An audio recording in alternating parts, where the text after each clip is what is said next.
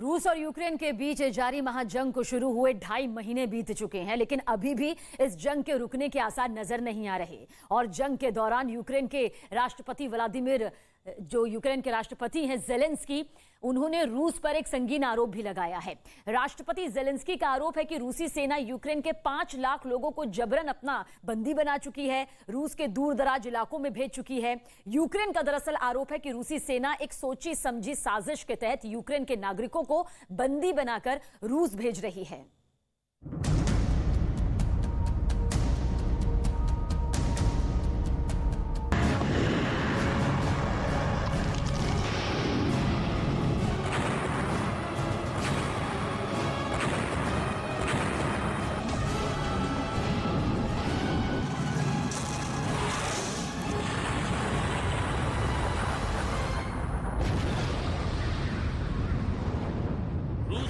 Ukraine के बीच जारी जंग को लगभग 3 महीने पूरे होने वाले हैं, लेकिन यूक्रेन में तबाही के बरसते बारूद का मंजर नहीं बदला है।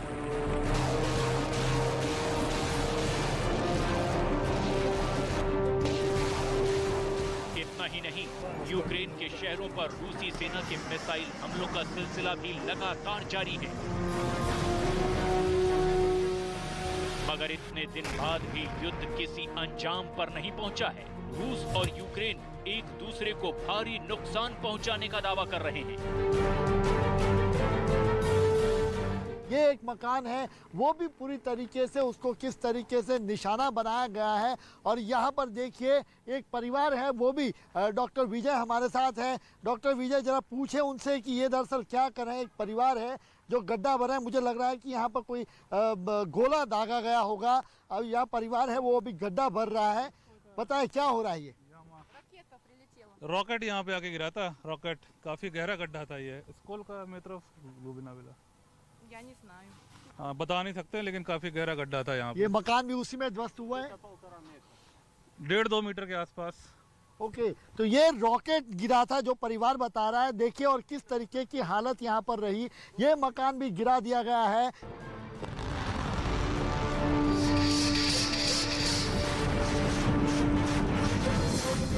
जंग के दौरान प्लैनेट लैब्स पीबीसी ने कुछ तस्वीरें जारी की है। इन तस्वीरों में रूस के कब्जे वाले स्नेक आइलैंड में यूक्रेनी सेना के ड्रोन हमले के बाद रूसी सैन्य ठिकानों से उठते काले धुएं का गुबार साफ नजर आ रहा है। इन तस्वीरों के अलावा यूक्रेनी सेना ने स्नेक आइलैंड पर मौजूद रूसी सेना को अपने ड्रोन से निशाना बनाने का बाकायदा एक वीडियो भी जारी किया है। आप इस वीडियो में देख सकते हैं कि कैसे यूक्रेनी सेना के ड्रोन रूसी सेना के ठिकानों पर हमला कर उन्हें नेस्त नाबूद कर रहे हैं।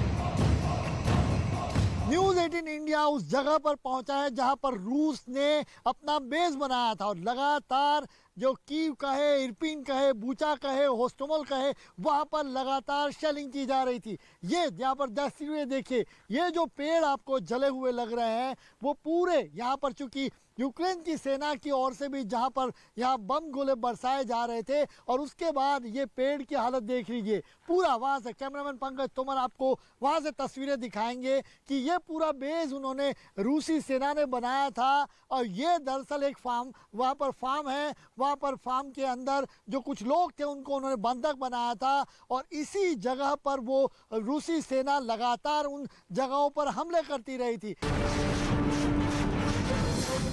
यूक्रेन की राजधानी कीव पर कब्जे को लेकर जंग भी जारी है, लेकिन 70 दिन की जंग के बाद भी रूस अभी तक राजधानी कीव पर कब्जा नहीं कर पाया है। जंग शुरू होने के पहले रूसी सेना को लगा था कि यूक्रेन और राष्ट्रपति ज़ेलेंस्की चंद दिनों में ही घुटने पर आ जाएंगे, लेकिन करीब 3 महीने की जंग के बाद भी रूसी सेना यूक्रेन के लोगों का हौसला और जज्बा नहीं तोड़ पाई है।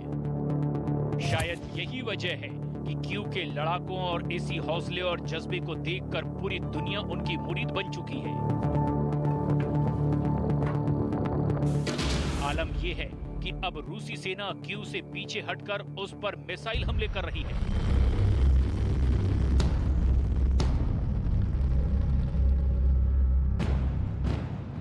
यूक्रेन का दावा है कि कीव की जंग के दौरान रूसी सेना को जबरदस्त नुकसान उठाना पड़ा है और अपने दावे को दुनिया को दिखाने के लिए यूक्रेनी सेना ने कीव में नेशनल मिलिट्री हिस्ट्री म्यूजियम के बाहर जंग के दौरान रूस के तबाह और बर्बाद हुए सैन्य उपकरणों की नुमाइश भी लगा रखी है।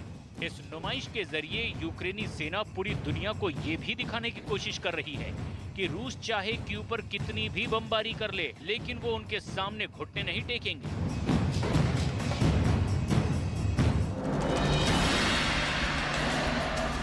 आइए अब आपको कीव शहर, उसके बाशिंदों और उनके हौसले जज्बे की तस्वीरें दिखाते हैं जिसकी पूरी दुनिया कायल हो चुकी है। कीव पर कब्जे की जंग भले ही चल रही है, लेकिन इस दौरान भी कीव शहर में लोगों की चहल पहल देखी जा सकती है। ये कीव शहर में ओजी बर्गर रेस्टोरेंट चलाने वाले इगोर एब्रोमेंको हैं। Telling me that I have to be here. I'm not in the front line. I'm not a warrior, but at least I do like one of the best burgers in Kyiv, you know. So I want to do that. And I feel when I see the people smiling, and when I see our warriors stop by, our soldiers here, so I'm so proud of our people now. 30 साल तक America के Los Angeles में रहने के बाद 2 साल पहले ही Kyiv वापस आए थे। भले ही जंग जारी है, लेकिन इगोर वापस नहीं जाना चाहते। इगोर का मानना है कि इस जंग ने यूक्रेन के बाशिंदों को एक कर दिया है। Actually, this war is they reunite all of us Ukrainians.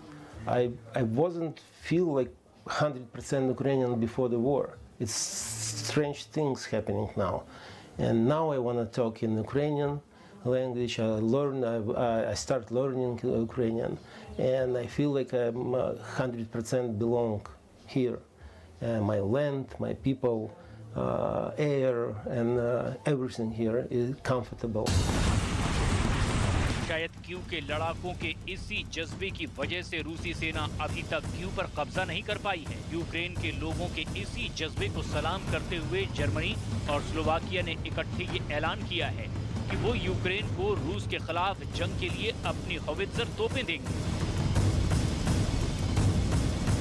Solidarität werden wir auch weiterhin leben gegenüber der Ukraine, die diesen brutalen Angriffskrieg zu erleiden hat, die so mutig kämpft und so erfolgreich kämpft. Und deswegen haben wir uns auch entschieden, Kasia, deswegen auch an dich ein herzliches Dankeschön, dass wir gemeinsam jetzt die Ukraine noch weiter unterstützen werden. We have also been able, I'm really proud of this, and it's something that Ukraine has also asked us, to provide Ukraine with the 12 Panzerhaubitzers, to start the training very quickly, and to make sure that in time, when trained, they can use these 12 Panzerhaubitzers.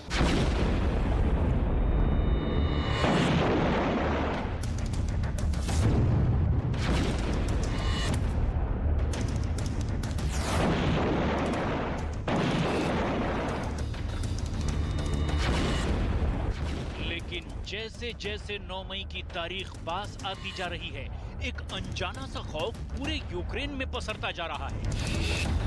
अटकलें लगाई जा रही है कि 9 मई को रूस में victory parade के बाद यूक्रेन में तबाही का बारूद बरस सकता है।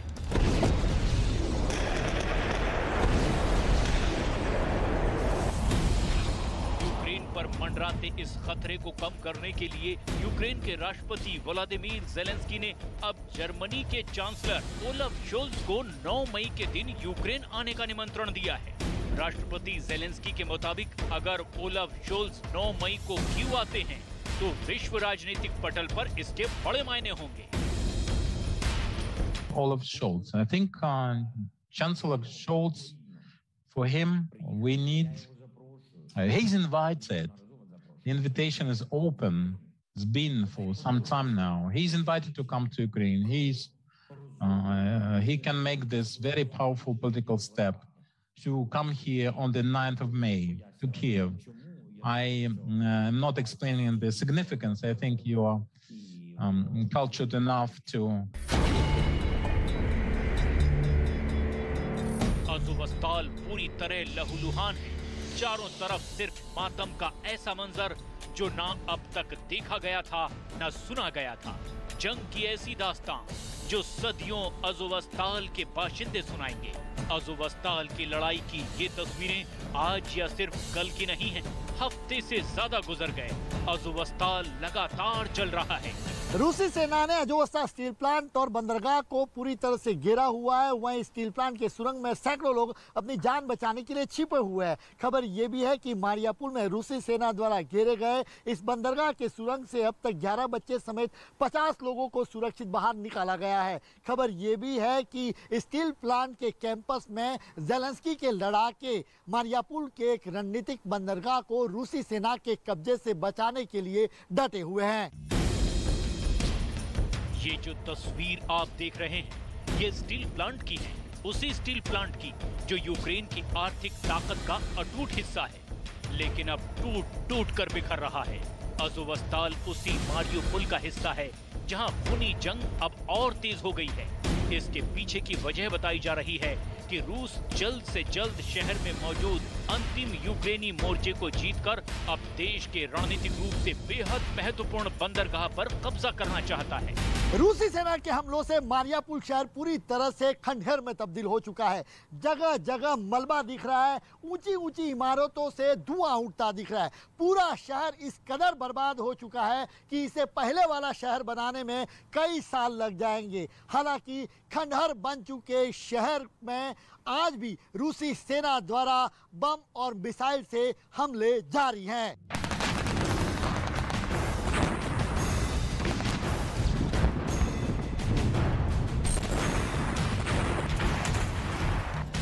जंग के दौरान यूक्रेन के राष्ट्रपति व्लादिमीर ज़ेलेंस्की ने रूस पर एक बड़ा आरोप लगाया है। राष्ट्रपति ज़ेलेंस्की का आरोप है कि रूस की सेना यूक्रेन के 5 लाख लोगों को जबरन बंदी बनाकर अपने देश ले गई है। राष्ट्रपति ज़ेलेंस्की ने ये आरोप आइसलैंड की संसद को संबोधित करते हुए लगाया। Нібито не маємо право на самостійне існування, і вони хочуть стерти будь-які згадки про нашу культуру. Попри те, що наша культура має більш ніж тисячолітні коріння. Я прошу вас звернути увагу лише на один показовий факт. Вже більше 500 тисяч наших людей депортовані в Росію. Їх змусили туди поїхати. У них забирають все, забирають документи, їх лишають без засобів зв'язку, їх відправляють у віддалені регіони чужої землі, віддалені регіони Росії, намагаються там асимілювати силою.